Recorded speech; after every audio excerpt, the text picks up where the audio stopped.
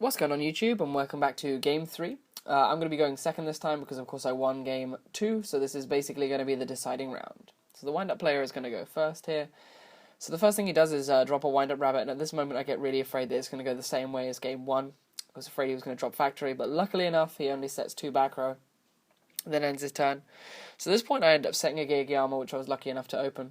And then I figure, why not? He's set 2, so let's see if I can bluff a Starlight Road. So I end up setting 4, none of which are actually road, and I actually say to him, which one's the Starlight Road, as you can see there. In maybe an attempt to at least try and bluff a Starlight Road. I don't know if he fell for it, probably didn't, because my bluffs are always really bad, but it's a play. So in my turn, I'm going to flip up the Geargia, and he's going to Phoenix Chain it, just like in Game 2. So I'm fine with that. I'm just going to do the same thing as well, and special summon a Geargia Accelerator from my hand.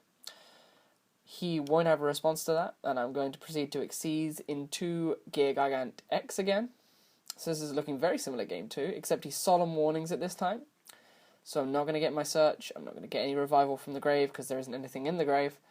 But I feel at this point that my field isn't solid enough, so I review my graveyard one more time. And I eventually actually Monster Reborn the Geargia, because I feel that I'm really going to need that on board to try and generate some more advantage. Especially if he's going to start going off. Because in my experience, the wind-up deck can just go off. And I turn around his Phoenix Chain, just so he remembers that that is a dead Phoenix Chain. It's just deadlocked off the field now. To stop him gaurzing me at least.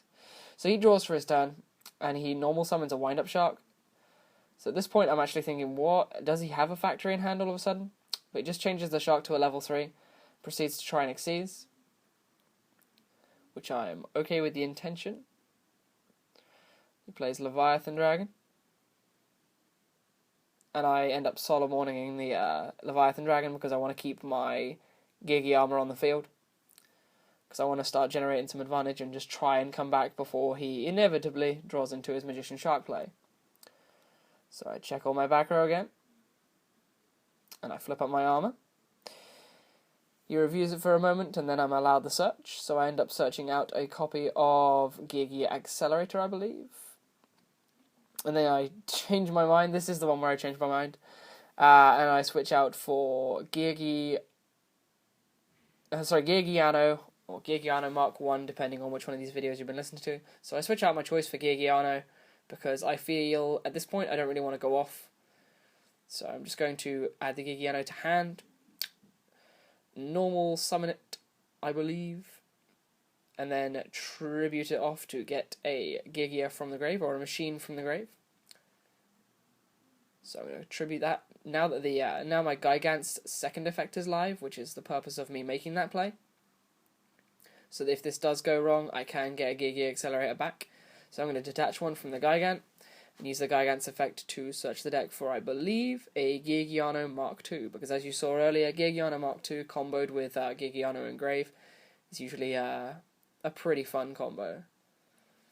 So I check it one more time, and yeah, I search Geargiano Mark 2 to hand.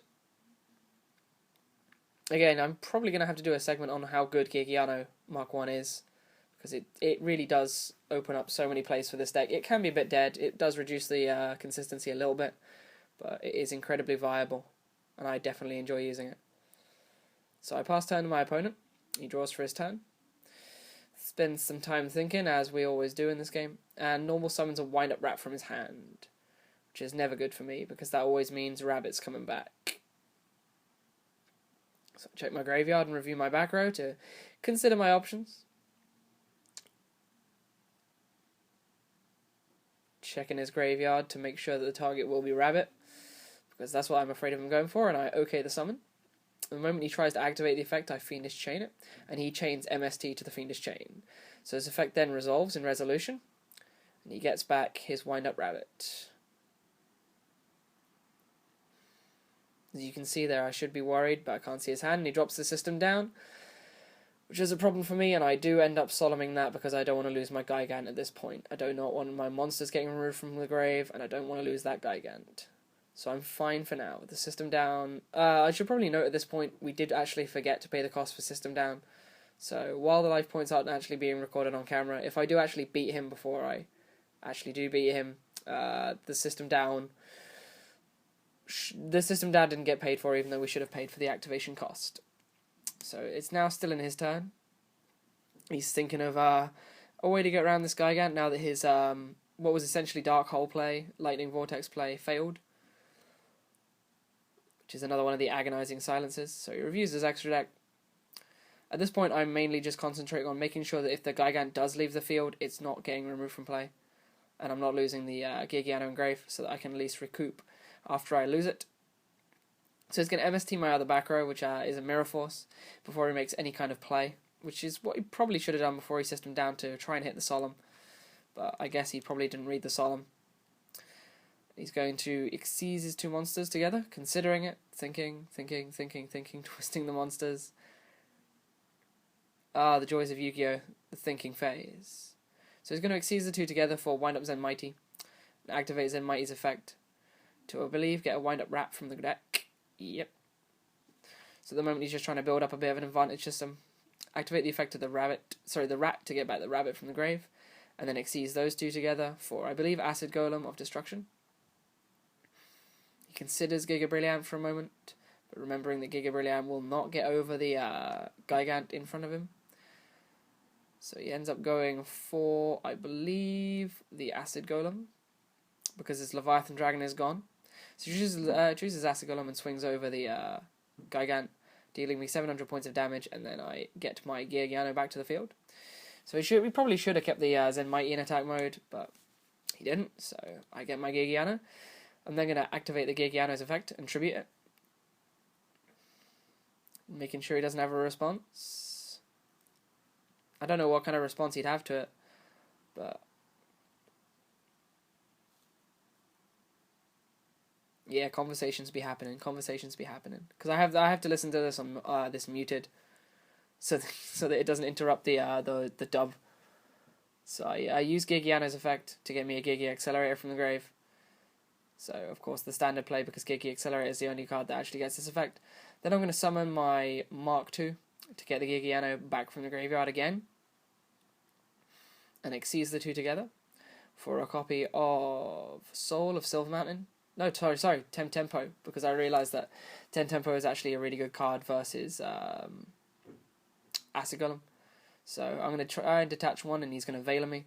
So I'm just going to swing over the Zen Mighty to at least get the Zen Mighty off board so that he can't plus more. And then in his standby phase, I detach off of Tempo to make him detach one from Acid Golem. And he's then going to pay the cost of Acid Golem so that he, of course, will take damage, but it means that it can attack, and he then proceeds to attack over the Tempo for another 700 damage to me, so that should put me on 1500 life points. So at this point I'm kind of in a bit of a tough situation, because I have to get enough stall on board. I have to last long enough to get around that Acid Golem, because eventually the Acid Golem will hopefully burn him to death. But I need to live long enough to see that happen, because one attack with the Acid Golem and I will lose. So I'm going to Xyz my two accelerators together, as you just saw I special summon one, to make my stroke to allow me to stall a little longer. And then I'm going to set one more card. I believe that happens to be a Gigi Armor or one of the dead Karakuri tuners, and then I'll pass turn to my opponent. So my opponent's going to draw to the one card in hand, consider his plays, consider whether he's going to pay the cost or not, because of course paying the cost will put him on 2000, which is a precarious position to be in. So he's not going to pay the cost, and he's going to detach and leave Acid Golem unable to attack, and then set an extra back row. And then I'm going to draw for my turn and see where we go. So at the moment the Tempo is of course going to be holding strong, because even like Dark Holes and things like that will not kill it. I almost dropped my Gigant there. So I'm going to flip up the Gigi Armor that I set, and he's going to immediately proceed to Torrential the board, mainly of course to get that Acid Golem off the field. And then I'm going to use the effect of my Gigi Armor to go grab myself a copy of Geargiano Mark II from the deck. That's the other advantage of having Geargiano Mark I in the deck. It gives you the chance to actually use Geargiano Mark II twice to make rank 3 plays. So it's a lot better in that regard, I guess. So I'm going to review my hand one more time, and then eventually drop the Geargiano Mark II.